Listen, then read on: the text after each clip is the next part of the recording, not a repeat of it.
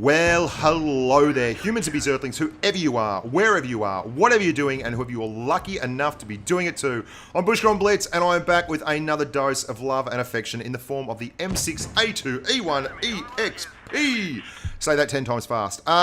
Basically, this is a Tier 8 premium tank, an American heavy that has a lot going for it and will certainly, I think, be a bit of a crowd pleaser.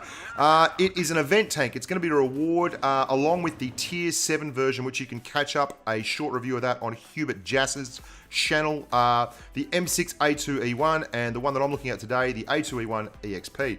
If you haven't been on channel before, stick around, like it, and subscribe, because there are about 500 odd videos here specifically devoted to Blitz. Now, as I mentioned, it is an event tank. I can't give you the absolute particulars of the event because obviously I'm not completely up to speed and I would hate to lead you astray, but they are fairly generic in terms of the achievements and how you get them.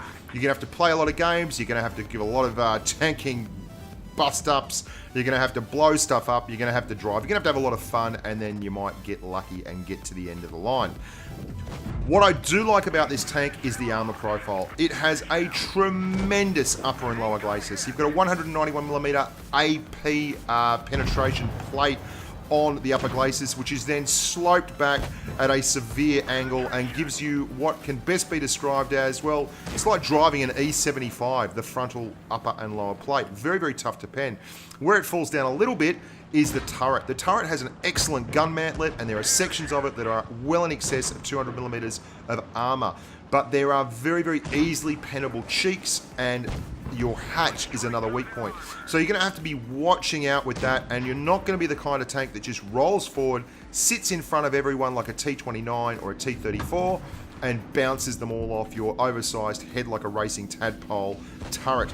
You're going to have to be a little bit more thoughtful in terms of your combat prowess and expertise, and actually go around and look for positions where you can use your fantastic gun depression, because you do in fact have 10 degrees of gun depression. The tank this really reminded me of, despite the fact that it looks exactly like an M6, was the T34.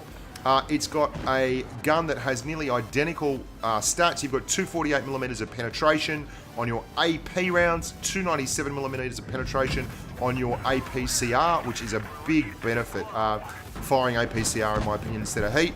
And you have 400 alpha on your gun. 4.17 rounds a minute is your base stats for rammer, vents, and double rations, and 0.336 is your 100-meter dispersion number. Now you can pop that down along with the aim time of 6.1 seconds by using all the right kinds of equipment and such. And for a heavy, you have a 250-meter base view range, which is pretty bloody handy.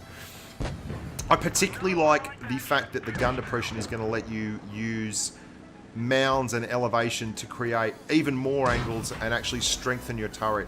In your tank's defense, you shouldn't be driving it in the front line without cover. It has excellent angles, and you can side scrape it, and you can kind of poke it out a little bit and get bounces on that upper plate, much like a big fatter version of a Russian medium. But for all that, you do not want to be exposing your turret for any great length of time. Look out for more info, a lot more stuff. They've got a contest coming up starting on the 3rd of April, particularly for viewers of Bushka on Blitz, and I can't wait to get into that. Everyone's going to have a grand old time. So stick around, like, subscribe, be nice to your family, look after your mum, and stay safe on the battlefield.